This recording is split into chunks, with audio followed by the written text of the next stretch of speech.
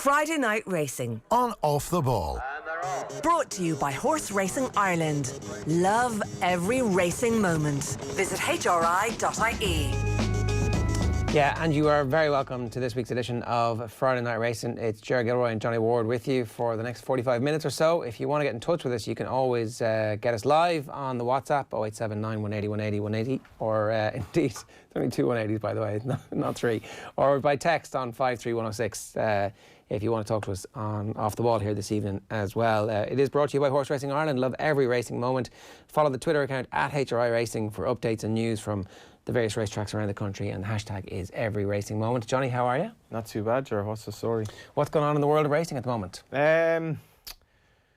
Not an awful lot. I think the Racing Post today is very interesting. It deals with the issue of the use of the whip and dangerous riding, and a guy from the BHA, the head of that relevant department, is talking about it. This kind of goes back to an article that Kevin Blake had that has been taken up by various people who support it, and that's a pretty big deal. Just, I suppose what the main point people will make is that you can ride dangerously in a race and hold on to the race, endangering the lives of yourself and others, and you'll do it because you're reprimanded insufficiently in terms of holding on to a top race. So I think they may look to changing the kind of rules in terms of making them more in line with other countries that clamp down far more severely on that. On the racing front, the Curragh is on this week, really good card on Sunday, and it's been a pretty quiet week on the racing front, but amazing weather actually. I think the ground is going to be pretty drying out a lot. It seems like we finally have had a summer after nothing in June and July.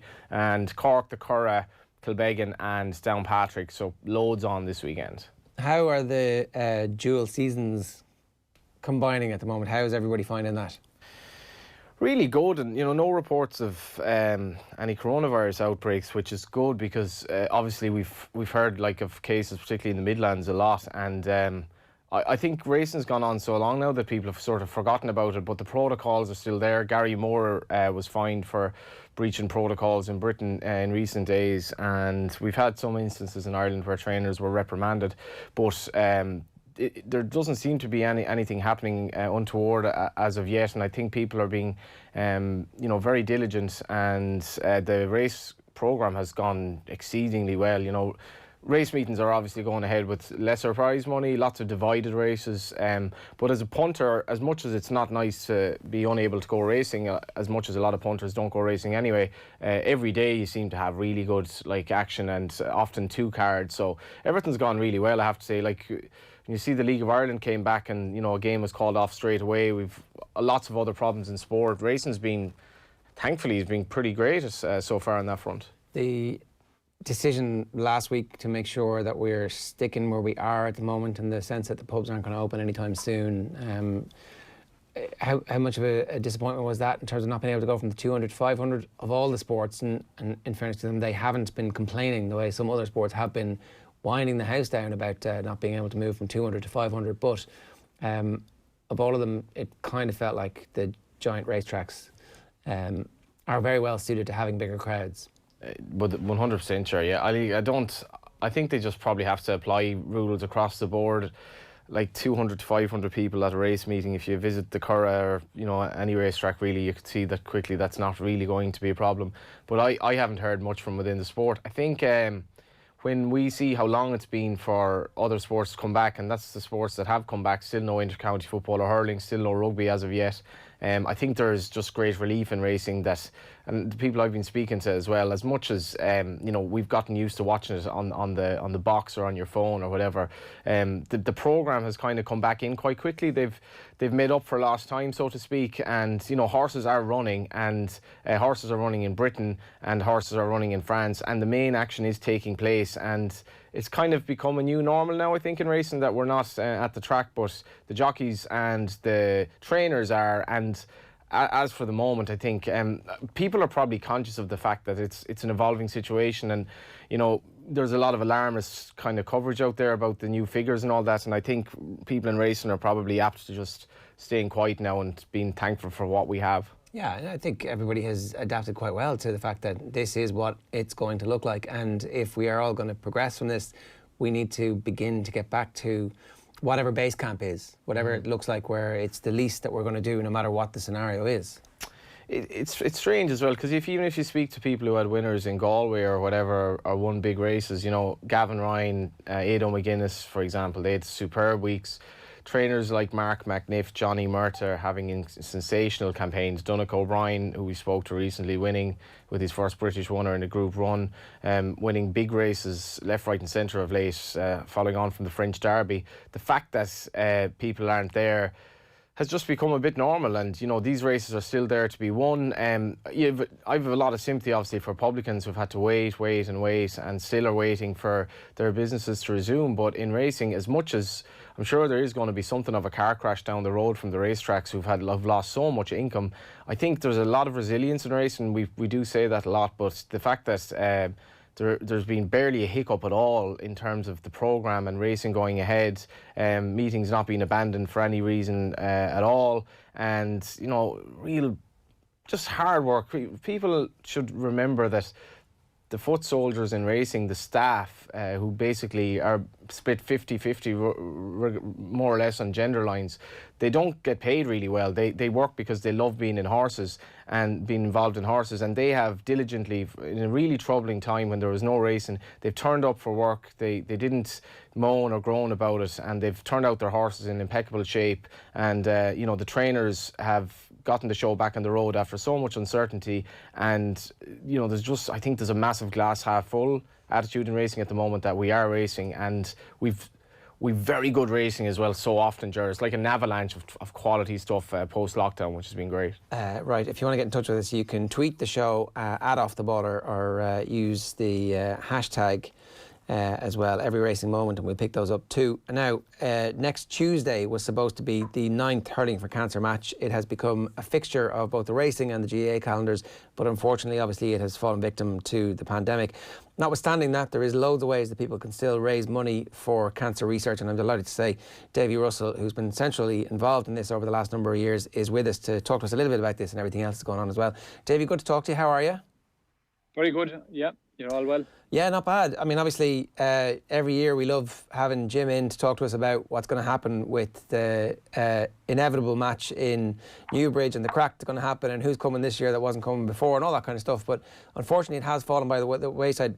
Notwithstanding, though, there are plenty of opportunities for people to get involved and to try and raise some money. Yeah, including yourself. What do we need to do? Well, you need to show off your hurling skills. And very importantly, donate. That'll be €1 or €100, whatever you're comfortable with. We don't mind. But what we really need is loads of people getting involved. And the more people, young, old, Finn played his first hurling match last week, and he done his skill challenge, and he nominated two Johnnies and a couple more. So we need you to do a hurling skill, whether it's picking up the ball or, as I done, driving it down the field, or like Richie Hogan done, balances hurley. Doesn't really matter. It doesn't matter what your skill is, because we all know how difficult it is. Just do your skill, put it up on social media, spread the word, and nominate 3 or 4 people. And don't forget to donate to Hurling for Cancer, or the Irish Cancer Society, or the Irish Cancer Society / Hurling for Cancer. At Hurling for Cancer is the Twitter address, and we'll retweet that as well. And Johnny Ward, you're from the Galway football part. What are you going to do? Yeah, I was really, really bad at hurling, I have to say. I kind of gave it up about a year before I started, I think. I was from a football area, but just like golf, anything with a stick in my hand, I'm no good.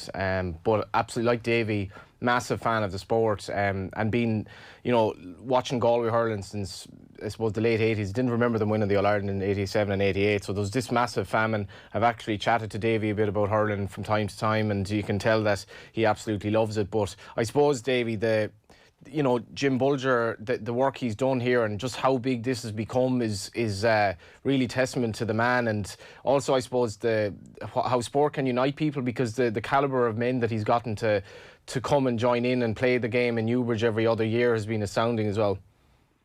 Yeah, look, it's even astounded me with the people you ask. Nobody has ever said no. Absolutely nobody. They've all given their time freely and enjoyably, and it's just gone from year to year. It's gone from strength to strength, and you know, I suppose the huge key to it is Jim and his team down there. And then Newbridge itself, the town itself, could be very proud of what they've helped us create. So the local hostilleries, everybody had gotten involved. So it just, from year to year, it's got stronger and stronger. And the people that were there from the start are still there doing it and enjoying it. And we've added people in every year. And again, this year we have the online auction, which is the wheels are getting in motion now, and people have actually been ringing us, offering items to auction. We haven't really, no, obviously the girls have gone searching for bits and pieces, but people have actually seen this going on and have offered us items to auction, which is fantastic. It just takes a lot of the pressure off the girls to have them go and ask in these times. People have actually just nominated themselves for different things, like, you know, the little lawn jockeys that you can have in your own colours or anybody else's colours. And David Mullins and Paul Townend are willing to give away money on a bet. Someone that's good at golf can take them on at a game of golf, and they'll actually buy a dinner, which is, you know, it's actually priceless, to be honest, with the pair of them. So little things like that. Look, they mightn't mean much to too many people, but what the few quid that they could gather together could make a huge difference, and that's what it's all about. We're lucky enough to be in a position that, you know, people know who we are, and when we kind of go at doing something, they recognise our name, and then it all goes to a wonderful cause, which unfortunately touches every house in a household in the country in some way, shape, or form. So it's an easy sell, but people are just fantastic to gather on. I see some very familiar names bidding on the auction things already. So it's up there and running, and that closes at 6:30 on the 11th. So if anybody wants to just go up and have a look, if there's something there that suits you, throw a bid in it. If not, keep checking it, because there's items are being added every day. galabid.com/hurling for cancer, and that's next Tuesday, August the 11th. It closes at 6:30. There's stuff like a round of golf with DJ Carey, signed Tiger Roll Aintree Grand National race cards by both Davy and Gordon. There's helicopter trips, and there's a Dublin jersey signed by the 2019 winning team. That's just a small selection of the stuff as well. Obviously, the other things that Davy's been talking about there, you can get them as well. How are you getting on at the moment? You're not actually riding, are you? No, unfortunately, I have a little niggly thing going on my back. It happened to me last year, and I went to NFL and we sorted it, and it just has reared up again. Whether the break actually might have brought it on, or what brought it on, I'm not quite sure. But I have an issue with a vertebrae at the bottom of my back, and it needs a bit of physio and a bit of time just to get it back going right. And it'll take a couple of weeks, but luckily enough, it's not as bad as it was last year, so it's very fixable. It must be unbelievably frustrating after the break to have this coming along so soon afterwards. Yeah, and I was going to Galway like in great shape, and after every race as we went on, it just got worse and worse. And then I went and gave the night with physio. John Butler was there, and then I went down to the salt spas in Briar Hill, and they made a huge help. And I thought, going to the races, okay, we're back where we need to be. And again, after the first ride, I just couldn't continue. The pain was after moving around up in underneath my ribs. So and I had some lovely rides to look forward to. They were too important to kind of get halfway in a race and say, oh, I can't do this anymore. So I had to call it a day, and now we need to get back to 100% now, because we've some lovely horses coming through for the winter. How much of a worry is that for you, Davy? I know we've obviously probably talk about the Barry Geraghty and the elder statesman in the dressing room, but is it an injury that is maybe harder to deal with as you get older? Well, this is something that I've never really dealt with before, only last year, and it was very fixable. So I thought I didn't have to go as severe as we did last year to fix it, but maybe we might have to do that now. But I was feeling great. I was flying, and just whatever way it is with leaning on nerves in my back, it's just one of them things. I don't think it's much to do with my age, but it's more just the positioning of it. What did you make of Barry Geraghty's retirement? Obviously, he went out very quietly compared to Ruby. Barry just came at it, I suppose, at the right time, and it's probably hard to believe the guys that have kind of come and gone now from the weighing room in your time, the golden generation that we've often spoken about. But you know, another top man gone, I suppose. Oh, absolutely. Barry was always a stalwart of the wear room. Very funny guy.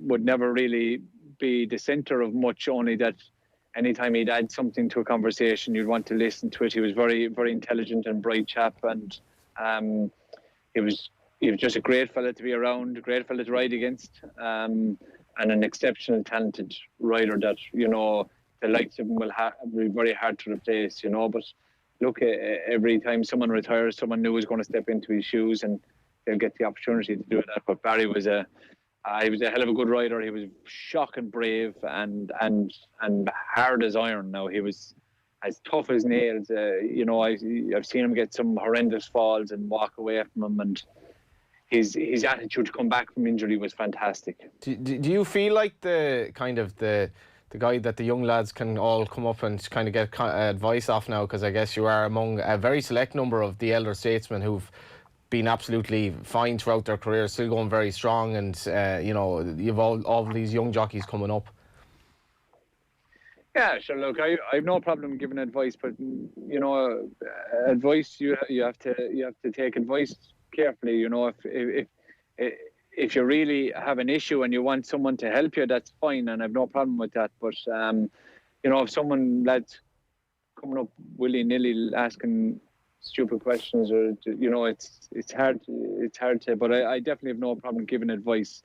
A lot of lads are sometimes they get worried about things that there's nothing to worry about, if you know what I mean. And it's very hard to tell them that a young lad that there's nothing to worry about, the time and a little bit of patience will cure a lot of things.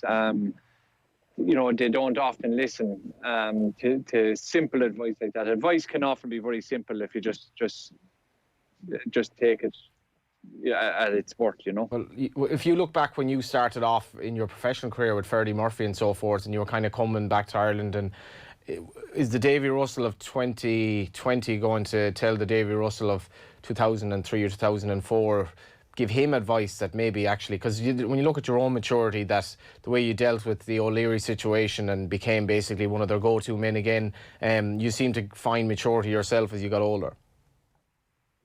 Oh, definitely. But sure, look, it's the same in any walk of life. And actually, Barry Geraghty was very influential the day I got the ride back on Tiger Roll.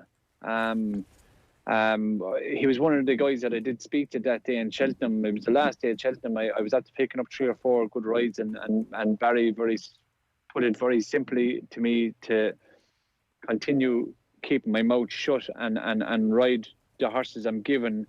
And if you ride them successfully, then there's no excuse for them not to keep coming, if you know what I mean. So you have to work really, really hard, and I'm not saying I'm worked any harder than anybody else. I'm just saying that when I turned professional, I thought it was going to be an awful lot easier. I thought I was going to drive a big car and arrive on at the races and ride horses, and it's completely the opposite. It's pure graft from day in, day out, and you have to have only one thing on your mind, and that's horses, racing, and everything that goes with it. You have to be totally committed, and just some lads are not ready at certain times to give that full commitment, and that's fine. But if you're willing to do it, if you're willing to give out about it, then you must take the criticism as well as the praise. And I saw that I wasn't giving it everything, and I wasn't getting what I wanted out of it. So I had to change a few things around, and then just give it everything. And I mean everything. You just dedicate your entire life to racing, and it will give back what you put into it. When did the penny drop for you on that, and what caused the penny to drop? Well, you see, I was never really settled. So when I was in Ferdy's, I always wanted to come home.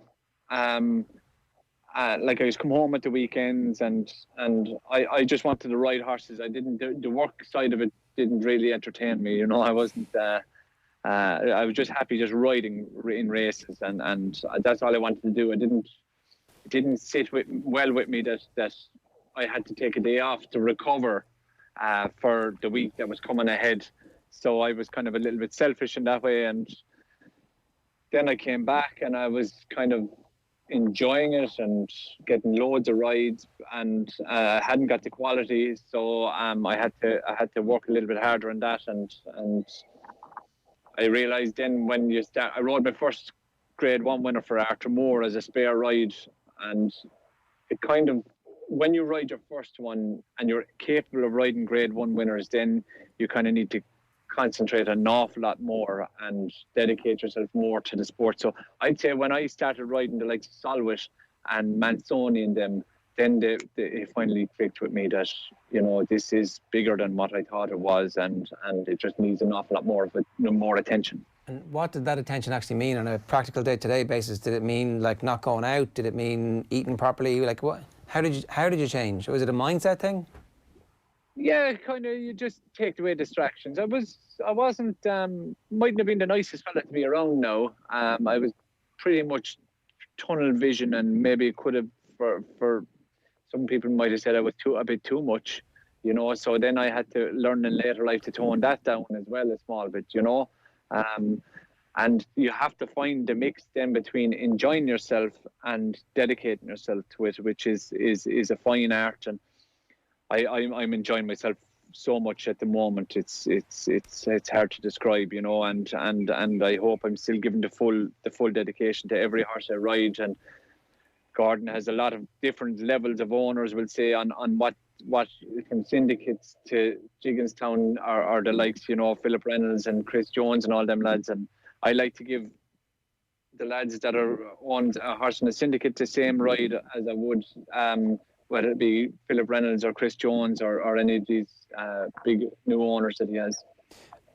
That period where you were tunnel visioned, was that kind of the mid 2000s? Is that period where you needed someone eventually to kind of say, tone it down a bit? Yeah. Around that time, I thought I was giving it everything, and I thought you just kind of had to be ruthless, or I don't know what it was to get to the top. And whether it helped me get up there or not, I don't know. But when I got there, I realised it wasn't as much fun as I thought it would be. And then I just started enjoying it a little bit more, and it did, you know. It came both sides, one melted into the other, but at the same time I had loads of people supplying me with horses, so it was easy to start enjoying it, you know. Yeah, I have a little theory about this. I think that the way that we all responded to Roy Keane at that period and his public stuff, we held him up as like, oh, you have to be like Roy Keane, you have to be an absolute killer in everything you do.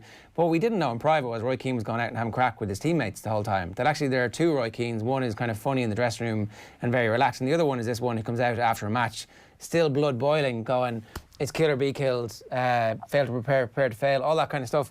When actually the reality is we all need a little bit of balance in our lives. Yeah, and I was watching AP, and I see that with him, but I never saw the other side. So what I decided to do was I decided to take a bit of Paul Carberry and a bit of AP and try and melt the two of them together. And that's somewhere where I'd like to have found a place in there. But as I've grown older and spent a bit of time socially with AP and different things, sure, he's not the man, you know, that we see every day. You know, he enjoys himself as much as anybody else, you know. Yeah. I was talking to a mate of mine about a band recently, how the band changed when they all started having children and the way their music changed. Did you find that you matured a lot by becoming a father? I actually remember being at Downpatrick one day, and there was all this hullabaloo because you couldn't turn up for your ride, and I was on to your agent and he was saying, well, it's a little bit delicate. And I'm pretty sure you had your first or second child either that day. Basically your missus had gone into labour. And did that change you then in terms of your philosophy? Yeah, well, I suppose I was 22 when Jamie was born, so I needed to mature an awful lot at that stage too, and I probably didn't, you know what I mean? And unfortunately, you know, I probably didn't give Jamie as much time as I should have, but I was fully focused on racing completely and ignored a lot of the outside stuff. And then when Lily that was born that day in Downpatrick, and Edel had to go for an emergency section and different things, so I was actually going to Downpatrick when I turned around to come back because they had told me that it wasn't straightforward with her, so that's why I missed Downpatrick that day. It's probably worth it. It was worth it. It was definitely worth it, and I didn't realise I could love something as much as I love my wife and my children. I just adore them so much, it's unreal. I didn't actually think it was in me for a long time, Why not? I don't know. I just didn't think. I left it late to get married, as in I was 30 odd when I got married. I suppose I enjoyed myself too much, plenty anyway, as a young lad going out. I never drank or anything like that, but I was. I don't know. You still I don't know what the enjoy best way to. Yeah, but I can still enjoy myself, and I just rarely go home to my own bed. You were doing okay. Yeah. And then I met Adele and settled down, and we had kids, and it was just the best thing that ever happened to me. Do you think, like, is there a kind of trend now that they're going to get into horses as well? You mentioned Paul Carberry, and by all accounts, what I think it's Casey Lou, his daughter, is doing is kind of off the charts for her age. Is that going to be a trend in the Russell household as well? Again, it's there for them for as long as they want it, and unless, as I said, maybe myself, unless they're going to be dedicated to it and give it a shot, I'd prefer they didn't go down that route. But if they want to do it casually and away, it's there for them, and they're riding ponies away there. Lily is able to jump, do a canter around an arena and jump poles and things, and Finn is that little bit behind her, but he's a year younger, but very keen, and they're all the same. Liam the same, he's getting the hang of it now as well. So it's there for them if they want it, and if they don't want it, I won't be anyway put out by it. The impact that having kids has, it's obviously completely different for everybody, but I remember coming into the office after my first child, and Tom Dunn said, well, geez, you've got a real sense of your own mortality immediately after this happens, don't you, Ger? And I was like, what do you mean? He's like, well, now if you die, your children won't have anybody to look after them. I was like, I hadn't thought about that, Tom. Thanks very much. Tom was in good form that day. Well, it was like, and he said it was his trademark 1,000-watt smile. So I was like, what was that? And then I became very conscious of it for a while, and became very careful in a lot of the decision making that I made. And like, that's a good point. I do now have to somehow provide. I didn't. I still make the same poor choices. So, but I'm sure they'll be well looked after if I die in the morning. Well, to extrapolate on that then, because you were in a very dangerous job, and is that something that you think about at this stage of your career, because you don't want to end up in a bad situation? I'm not in a dangerous job. You keep maybe trying to emphasise it as dangerous. It's not. I'm in the best job in the world. You wouldn't call it dangerous? No, not. I wouldn't. No. It's, you get knocks, you get bangs, you get bruises, but no, it's very enjoyable. Because it's dangerous. I don't see the dangerous side of it. I can walk out to a field and jump up on a horse and gallop them around in a circle, and some people may find that dangerous, but I can't. Will say, I don't know. I can't go out and play soccer. I just can't do it. It's not in me. I don't know how to do it. I don't have the talent to do it. But I do know how to ride horses. I guess as well, if you did see the dangerous side of it, you're not going to be much good, obviously. Yeah, I don't know. I don't think it's dangerous. I really don't. I think we grow. Well, it doesn't matter if you've grown up with them or not, but if you're told the right things at the right time, like there's certain lines on horses, as in a position of their body that you don't cross at certain times, you can't get hurt by them. You know, if you stand parallel with your shoulder, a horse can only move one way, and if he moves into you, his arse must go the other way, so that means he can't kick you. A horse is going to bite you. You position yourself in a certain way. If you're okay, a horse will fall, and that's unfortunate, but you're fit enough and you're hard enough, and then it's just unlucky after that. You know what I mean? It's just one of them things, and everybody can be unlucky, and hopefully it won't be my turn, but you know, it's just a brilliant sport. I love doing it.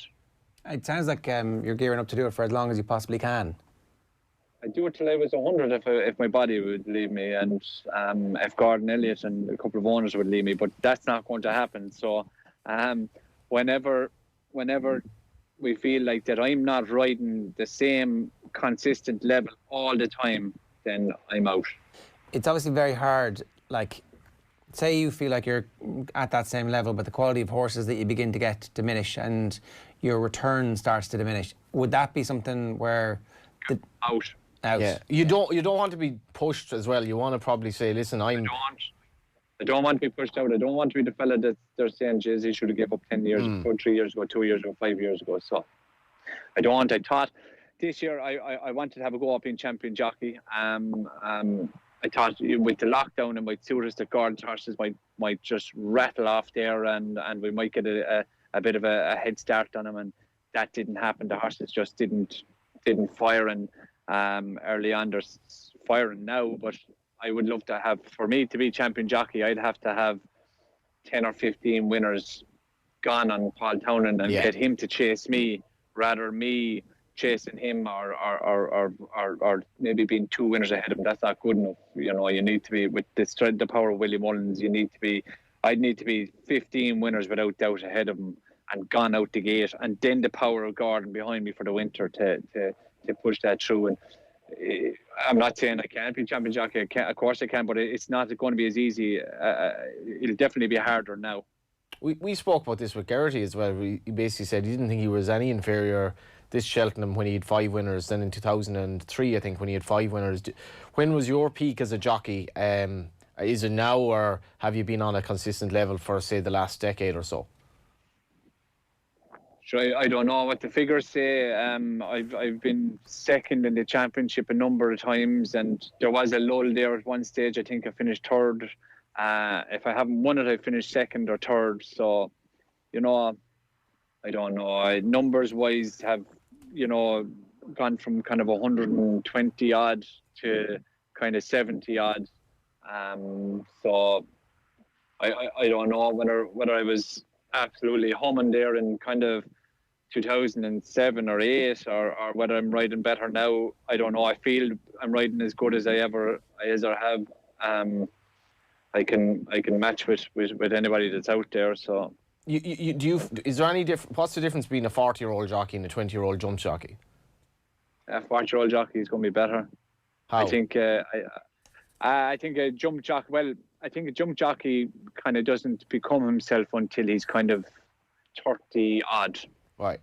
I think. Okay, there's an exception to every rule now. You know, Paul Townend is probably that. He's an exceptional rider at maybe a few years earlier, but I think now was the time for Paul to be getting the job that he got. You know, and I'm not sure. Is he 30? He's early 30s. Himself and Mark Walsh are of a similar age, and they're kind of both coming to maybe some sort of a peak in terms of their opportunities.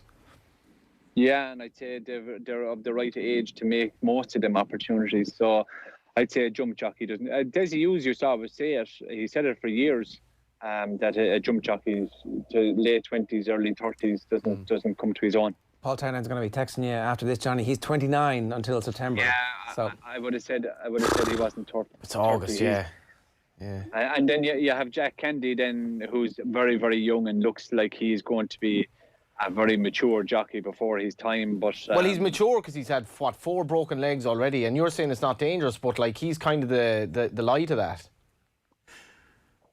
Well, we've all had broken legs and broken arms and broken fingers and broken toes. I haven't, though. Do you know what I mean? That's just like you're a jump jockey. It's like, sure, yeah, I've broken every bone in my body, but sure, no, it's not dangerous. That's just a job. Yeah, but when you were a young lad, you went to your mother, put a scarf and a big heavy jacket on you and wrapped you up nice and tight in cotton wool, and we didn't really go along that route. We were just happy enough to go out riding ponies, and I get involved since I was 5 years of age. I broke my first bone when I was 11. Do you know? We'll say it's dangerous. It's dangerous maybe for someone that's going to come into it at 25 and say, I want to be a jockey. Your body probably isn't going to be formed well enough to at 25 years of age to become a jockey. You know, I'm not saying it can be done, and anything is possible, but we'll say we're kind of molded from a younger age. Let it be 16 or 17 above and race for lads that haven't grown up with horses, or let it be 11, 8, 7, 12, like for lads that do grow up with horses, do you know what I mean, or grow up with animals and things, and you know, we're molded into that kind of that scene, and that takes a lot of the danger out of it. Now, Jack has been unfortunate now, do you know what I mean, to be fair, but he's tough as nails. That fella's, he's tough as teak, and it doesn't knock a funk out of him, do you know what I mean? He'll be back there as good as ever, and as soon before you even know it. Yeah, and maybe lockdown actually wasn't the worst time to be off for a while. Barry Geraghty specifically talked about this Cheltenham. There was the race that he won on the line. He said that he wouldn't have won that 4 or 5 years ago, that the experience was that he'd been in a similar scenario and had trouble before and realised exactly what he needed to do. That's the benefit of that 20 years experience or 10 years experience that you have at 40 that the 30-year-old or the 20-year-old doesn't have. Yeah, you kind of realise there, maybe halfway down the back, as a young lad, you kind of maybe say, I'm in the wrong place, I need to get out of here. Instead of maybe as time goes on, you can survey things maybe an awful lot, you can slow things down in your mind an awful lot easier, and you'll say, do you know what, I don't want to stay where I am, there's plenty of time yet, do you know what I mean? Like, you start making decisions down the back straight in Cheltenham, and you just look to your left and see how far away the winning post is. You know, it's a long way away. It might be as long when you're sitting down watching on television, but if you can, as you get older, you can control these things and you can slow down these things. It's the same as driving a car. When you're driving a car as a 21-year-old compared to when you're driving a car as a 31-year-old, there's a huge difference on the way you will approach a traffic jam. Do you know what I mean? Like, you'll go switch from lane to lane as a young lad. You'll go, and you won't go any faster. You'll still see that red Toyota Corolla that you were following all the way is going to be a car or two ahead of you anyway. Whereas, do you know, when you're 31 or 2 years of age, you realise, you know, stay where I am, this will move. Or, you know, it's the same in any walk of life, you know. Can I ask, in those races where you feel confident enough not to move, are you confident because of the speed that the race is being run at, or are you confident because you know the form and the performance ability of all your rivals? Sure, you know, there's a load of things to take into consideration. A lot of the reasons I wouldn't be moving is that one of them, I either have a load of horse left and I don't need to move, or another one of them is I kind of don't have a whole load of horse and I need to hang on to what I have. You know, so there's a lot of different reasons for it. So we'll say, if they're after going a good gallop and I'm to the pin of my collar, now I haven't got down on the saddle and hit him a thump, but I'm to the pin of my collar, I kind of have to take a chance that they're going to stop and I need to conserve everything I have, or just I have a load of horse left. It doesn't really matter what I do. Get over the last couple and give them a squeeze and I'm going to win anyway. You know what I mean? It's mostly your horse that you're thinking of, though, as opposed to... Yeah. If you see a fella moving, it's because his horse has gone lazy on him or he's got to shutting down. You know, we'll say he starts moving 3 or 4 out and he wins the race.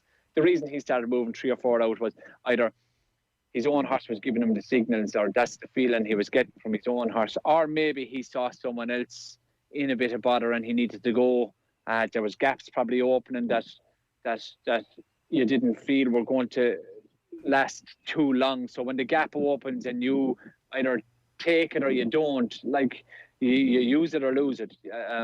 As a fella said to me in Cheltenham one day, it was kind of halfway through a gap, and he just, I was giving him a shout. He said, "Either use it or lose it." Do you know what I mean? So that's it. You know, so there's a load of different things to consider with watching a race, and then you take it all the way down and simplify it, and the best horse will probably 99 times out of 100 win the race. How do you know you've got a lot of horse left? Well, I suppose experience of the horse, knowing the horse. If you've never rode him before, you're just going on the field he's given you. That's basically it. You're just going how, like, you pretty much hit the tapes out the gate and you get into a nice rhythm. It's all nice and it all feels nice and the horse is jumping well and everything is going forward and you don't have to do anything. You don't have to do anything to during the race. You just keep going and in the rhythm you're going, and then there's other times you jump out and you have to change the rhythm.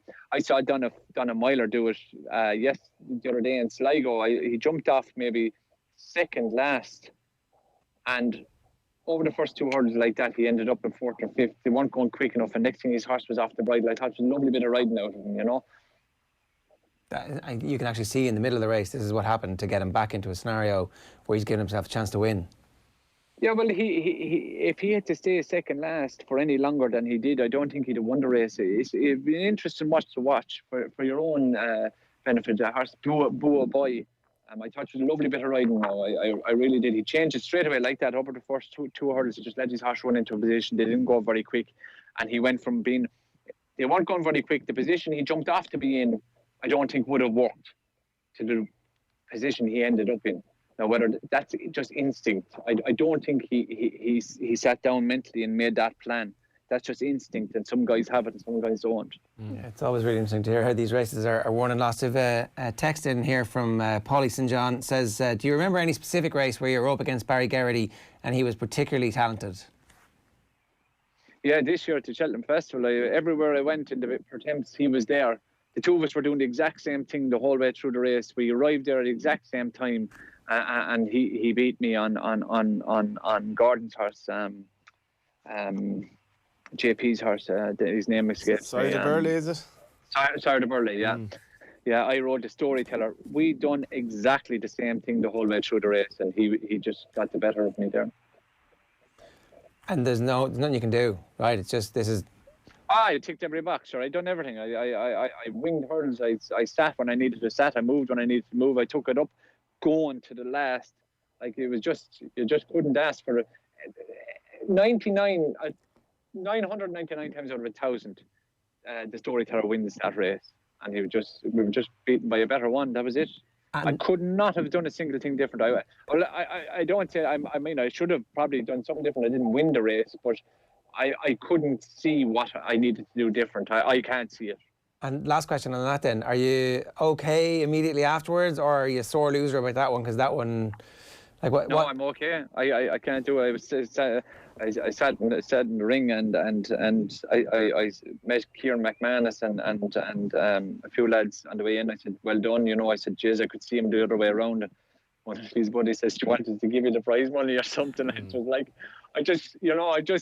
I couldn't do anything different. I thought I should have got the race now, to be honest. But, you know, I was just beaten by the better horse, the better jockey, I couldn't say the better trainer because the same man trained both of them. So just wasn't good enough on the day.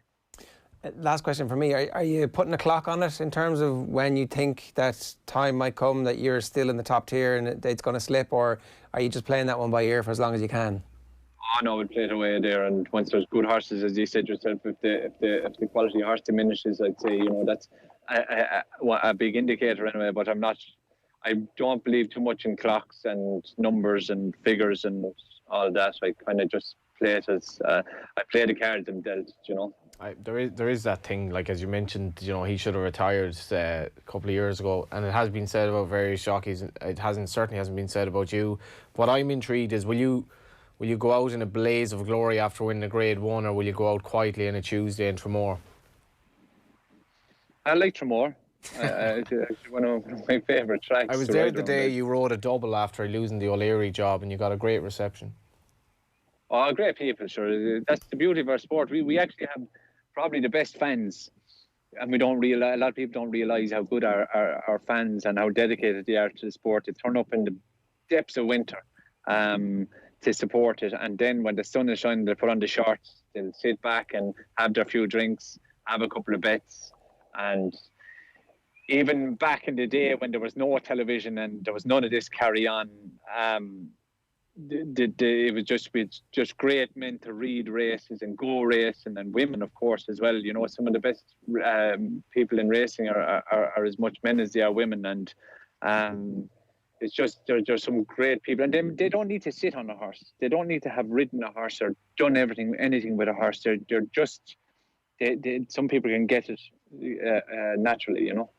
Actually, that was a question. When Geraghty said to you around about that time, I don't want to paraphrase here or get it wrong, but it was like, just shut up and the good horses will keep coming if you keep winning. Did you need somebody to say that to you at that time? Were you tempted to lash out? Yeah. It was definitely helping, right? Definitely help, yeah.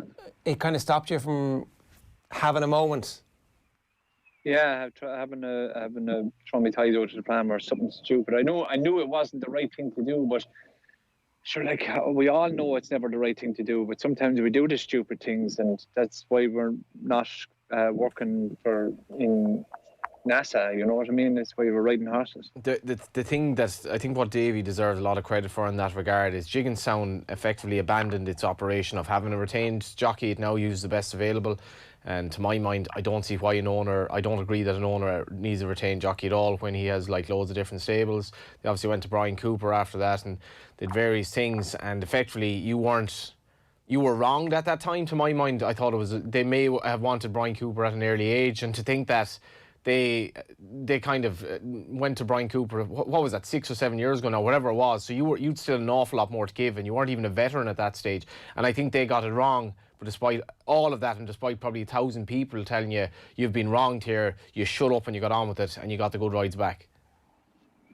Yeah, but sure. I don't know how wrong they got it. Maybe that was the kick in the arse they needed. You know what I mean? I wouldn't Fair. put sole blame on them.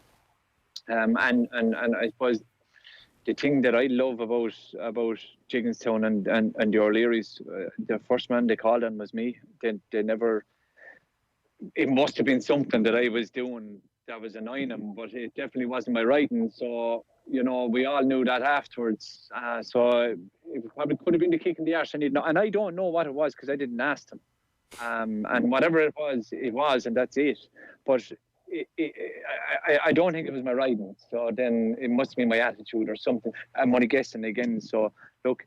And I tell you, I love riding for them, and I love being around their operation. So I'm just glad that they're still happy enough to use me. It is good to have somebody like Garrity who you trust, who you can have those conversations with. Like, because I presume there's not a million people in the world who understand A, how you're feeling, and B, who you respect enough to listen to. Yeah, they were always there. Like whether let it be whoever let it be Ken Whelan or Ruby or all of them lads, but they're all gone now. So you know it's probably Puppy Power now or Paul Townend or someone that's a couple of years younger than me. Well, look, keep it lit as long as you can, Davy. Always brilliant to talk to you. Fascinating stuff today, and we'll, as I said, we'll retweet all the details about how people can donate to the Hurling for Cancer, because it's been a great fundraiser. It's raised over £1 million over the last while. Thanks a million for joining us today. I'm gonna show you something. I'm gonna show you what I've been looking at for the last. Not a bad view. Oh wow, where is this? That's what I wake up to every morning. Is this in Youghal? That's Youghal by the sea. Yeah, Knockadoon. There's Knockadoon over there. If anybody's looking for a nice place to go for a walk. Now beautiful, isn't it? That is not a bad part of the world to be locked down in. Well, it's the best country. We have the best country in the world, Davy, when it's like this. Oh, we do. Whether it's raining or snowing, I think we still have the best country in the world. But I just love Ireland. With that positivity, Bort Fulcher will be in touch soon. Thanks a million, Davy. Cheers. Take care. Thanks. He does not need any more work, to be fair, or any more employment. The man is adequately looked after. What a character. JustGiving.com/fundraising/hurling for cancer, and that's the online auction.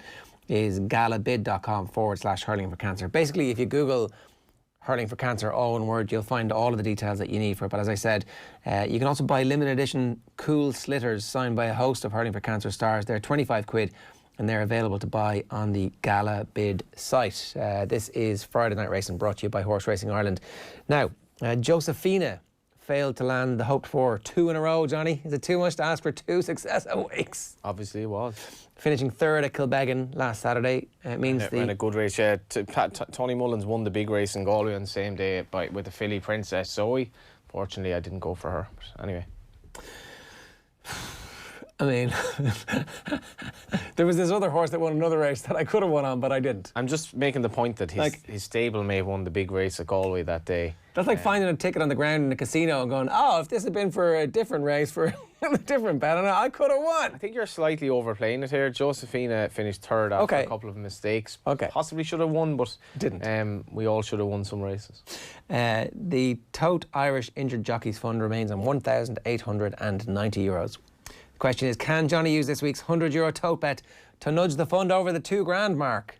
Yeah, Racing TV I've a lot of selections actually for the weekend action. There's 4 meetings on. I think there are some good bets. I'm going to go. I think this might be the last race of the whole weekend, and it's Strongbow in the finale. The Guinness Handicap at the Curragh on Sunday. Paddy Toomey trains this horse. He ran at Leopardstown the last day. When he gave an interview before the race, he was asked about the handicap mark that he got after winning Roscommon Maiden. Kevin O'Ryan was saying, "Is this a bit high?" And he said, he kind of just gave the impression it's not actually. He was sent off favourite, had a horrible trip, and he didn't get home. He's a tongue tie on. It's only his second handicap. He still ran well at the Curragh, and now I'm just looking there. He's 12-1 for the finale. Paddy Toomey is an unbelievably talented operator. Billy Lee. We're going each way, by the way. I don't care if you say we're going each way. So we're going each way. Yeah. It's funny on about the finding the docket or whatever. I remember that I think it was the first day I ever went racing, and it was typically enough. If the amount of people who got into horses or backing horses or whatever, the amount of them that will tell you that the first bet they had won. It's just like that sliding doors moment. But I remember my luck was so good that day. I was going with my cousins. I think it was Roscommon or Galway, probably Galway, and I was so good that I backed a horse that lost. And I threw the docket away and moved around the racetrack, and they came up in the tannoy, "Don't discard your dockets, it's yours inquiry." And it was a tote bet, so you had to literally, like, it wasn't a case of going back to the bookie and saying, "Oh, do you remember the bet I had?" And because the bookies are always like, they're very honourable, so they'd be like, "Oh yeah." So you had to. So I went back, and like this 11 or 12-year-old, whatever it was, found the docket, they reversed the result, and I won that as well. And you know, the rest is history, as the rest is history. Like, it's just, it is mad the way it happens. You win a Stewards inquiry with your tote docket. Tote.ie, the new home for Irish pool betting, launched this week. Tote would like to ask all existing account customers to visit the tote.com/change to see what this new website means for your existing account. I should mention about Skeptical and Dennis Hogan during the week. That was a bit of bad news for them.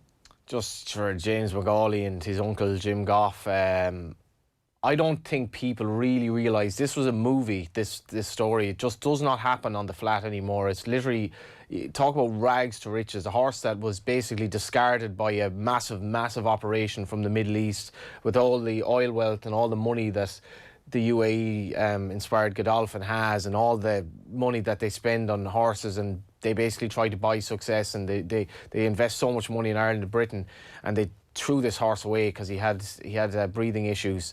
And Dennis Hogan, and he's bought at the sales for like less than the cost of not to mind a car, a good bicycle. $2.5 grand. $2.5 grand or whatever it was. All of a sudden he's the best sprinter in Ireland, and he's right up there with the best sprinters. He's only getting going.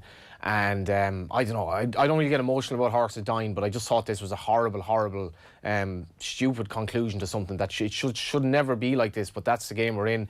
Davy says it's not dangerous, but unfortunately horses do break down, they get injured, they do obviously lose their life like Skeptical did. But it was a great story. There just should have been about 12 chapters, not 2. Yeah, and so there was the highest rated sprinter in Ireland after the first 4 or 5 races of the season. 2 quick points to everybody watching. The driving analogy that Davy made earlier, straight over Johnny's head, obviously, because you don't drive, do you? I can drive, but I've never gotten a licence, and the longer it goes on, the less likely I think I am. I think what will happen in the future is people won't buy cars in the city, they'll just rent them. Although it has been pointed out they might all be renting them at the same time. But I think cars, electric cars, otherwise cars have become a thing of the past. And when you're talking about expensive bikes, that's because you recently bought one that was so impressive. So impressive, what? It was being eyed up on the way in today. Yeah, my bike was stolen recently outside Houston Station. To be fair, the Gardaí rang me, it must be 3 or 4 weeks later, about the bike, and to give some details, and they said they'd look into CCTV, because I kind of thought, like, bike theft in Dublin, I think in June or July, it was up like exponentially on the same figures last year. So bike theft, which I find one of the most horrible things you can do to anyone, how do you steal someone's bicycle, was up massively. So I left the bike outside Houston Station, went to Galway races for the launch of the weights, and came back bikeless. But I'm in the Clane Wheelers Cycling Club, and 3 of them offered to give me a bicycle, and I bought a bike online which wasn't stolen, and I still have it a week later. And I mean, that wasn't the story you were supposed to tell there. Sorry, Don't worry. Oh, yeah, sorry. They're teaming me up for a story here. So while I was cycling here down Cork Street, I pulled up at traffic lights beside an open-top Bentley. I was like, this guy must have a bit of a swagger about him. And he gave me this kind of derisory look. And it was Conor McGregor. So we came down at the end of Cork Street, as any of you know, coming towards Patrick's Cathedral, and he was a bit sluggish to get out from the green light, and I zoomed past him on my Cannondale. And just for a second, I felt better than Conor McGregor. I thought he was jealous of your bike. Friday Night Racing and Off the Ball is brought to you by Horse Racing Ireland. Love every racing moment. Visit hri.ie. We stream live every Friday afternoon on the OTB Sports app. And of course, we also then broadcast the entire Friday Night Racing on Off the Ball on News Talk from 8. See you next week. Best of luck. Friday Night Racing. On Off the Ball. Brought to you by Horse Racing Ireland. Love every racing moment. Visit hri.ie.